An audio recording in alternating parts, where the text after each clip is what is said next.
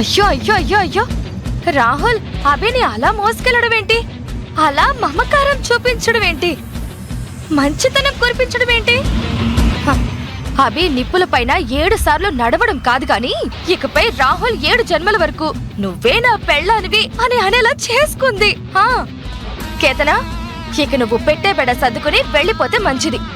ఈ మాత్రం దానికే రాహుల్ అభి మీద ప్రేమ వలకపోస్తాడా? అభి అంటే పడి చచ్చిపోతాడా? నీ కళ్ళతో నువ్వే చూసావుగా అభికేమైపోయిందోనని.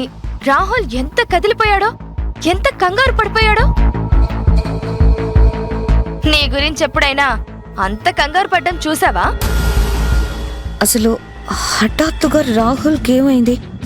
అభికేమైపోయిందని రాహుల్ అంత కంగారు పడిపోతున్నాడు?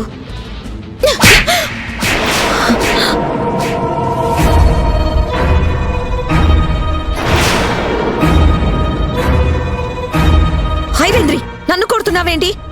నీకు దవడ మీద ఒక్కటిస్తే సరిపోదు, మూతి పళ్ళు కూడా ఊడేలా కొడితే అప్పుడు నీకు బుద్ధొస్తుంది. ఇప్పుడు మూతి పళ్ళు రాలేలా కొట్టడానికి నేనేం తప్పు చేశాను? నీకు గుళ్ళో చిలక్కి చెప్పినట్టు చెప్పాను, నీకు మంచి అవకాశం వచ్చింది, ఉపయోగించుకో అని. రాహుల్ని వేదవతి పెద్దమ్మని అవకాశం వచ్చినప్పుడల్లా నీ వైపు తిప్పుకోవాలి అని చెప్పాను. వాళ్ళని నా వైపుకు తిప్పుకోవడం కోసం నేను గుడి చుట్టూ 108 సార్లు తిరగాలన్నారు. అదే కదా అసలు సమస్య. నువ్వు గుడి చుట్టూ 108 సార్లు తిరగలేక వచ్చే మార్కులు వదిలేసుకున్నావు. అభి మాత్రం నిప్పుల మీద 7 సార్లు తిరిగి రాహుల్ని వేదవతి పెద్దమ్మని తన వైపు తిరిగేలా చేసుకుంది. ఇప్పుడు అభి వల్లే అత్తయ్య గారి ఆరోగ్యం కుదుట పడిపోయిందని అత్తయ్య గారి మనసు కూడా కరిగిపోయేలా ఉంది. అంటే ఇప్పుడేంటి? నేను గుడి చుట్టూ 108 ప్రదక్షిణాలు చేసేస్తే దానివల్ల ఆంటీ అనారోగ్యం నుండి కోలుకునేవారా? నువ్వు ప్రదక్షిణలు చేయటం వల్ల పెద్దమ్మకి తగ్గుతుందో లేదో పక్కన పెట్టు. కనీసం ఇప్పుడు పెద్దమ్మ ఆరోగ్యం కుదుట పడినందుకు నువ్వు చేసిన 108 ప్రదక్షిణలు, కాకమ్మ కబుర్లు చెప్పి ఇంట్లో నీ వాల్యూ ఇంకాస్త పెరిగేలా చేసేవాళ్ళం మేమిద్దరం.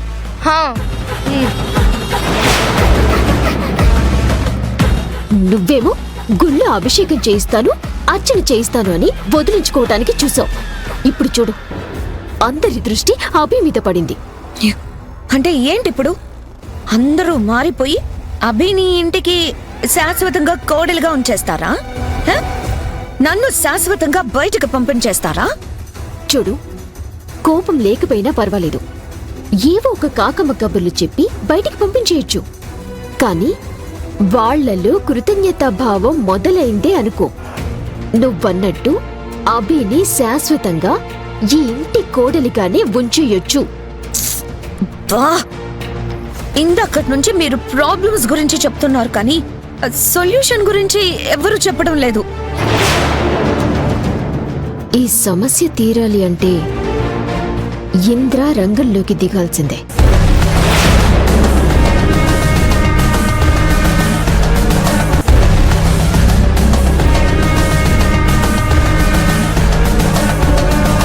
ఇంద్ర, నువ్వు ఇంట్లోకి ఎంటర్ అవ్వాల్సిన సమయం వచ్చింది. ఆ అభి అడ్డు తొలగించాల్సిన తరుణం వచ్చేసింది.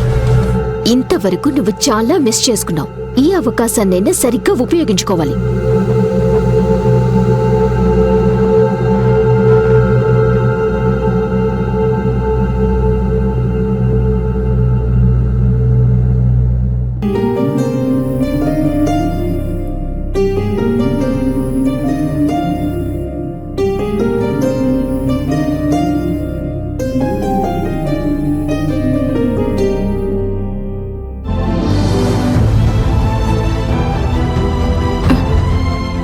అత్తయ్య గారికి ఇప్పుడు ఎలా ఉందో ఏంటో. వచ్చిన దగ్గర నుంచి నేను స్పృహ లేకుండా పడుకొని ఉన్నాను. కనీసం అత్తయ్య గారి పరిస్థితి ఎలా ఉందో కూడా నేను చూడలేకపోయాను. ఇప్పుడే వెళ్ళి మాట్లాడాలి.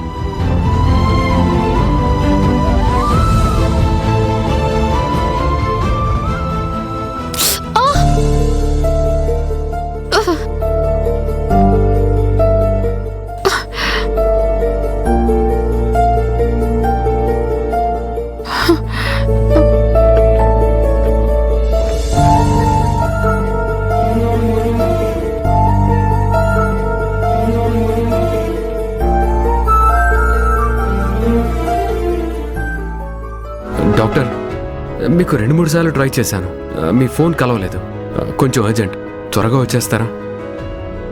సరే డాక్టర్, మీకోసం ఎదురు చూస్తూ ఉంటాను.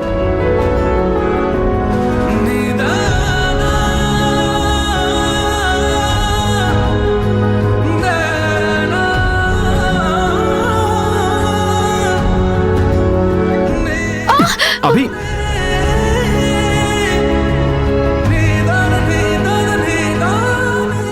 ఎక్కడికి వెళ్తున్నావు అభి? అత్తయ్య గారి పరిస్థితి ఏం బాలేదు కదా, ఒక్కసారి వెళ్ళి చూసేస్తాను. ఇప్పుడు అమ్మ పరిస్థితి బాగానే ఉంది, నీ పరిస్థితే బాలేదు. రెస్ట్ తీసుకో. లేదు రాహుల్ బాబు, అసలే అత్తయ్య గారికి ఒంట్లో బాలేదు. సమయానికి టాబ్లెట్స్ వేసుకుంటున్నారో లేదో, నేనుంటే ఎప్పటికప్పుడు ఇచ్చేదాన్ని. ఒక్కసారి అత్తయ్య గారిని చూసొస్తాను. అభి, నేను చెప్పేది విను. అమ్మకి ఇప్పుడు బాగానే ఉంది. ఒక్కసారి నా కళ్ళతో నేను చూస్తే నాకు కూడా సంతృప్తిగా ఉంటుంది. ఒక్కసారి వెళ్ళి మాట్లాడేసి వస్తాను రాహుల్ బాబు.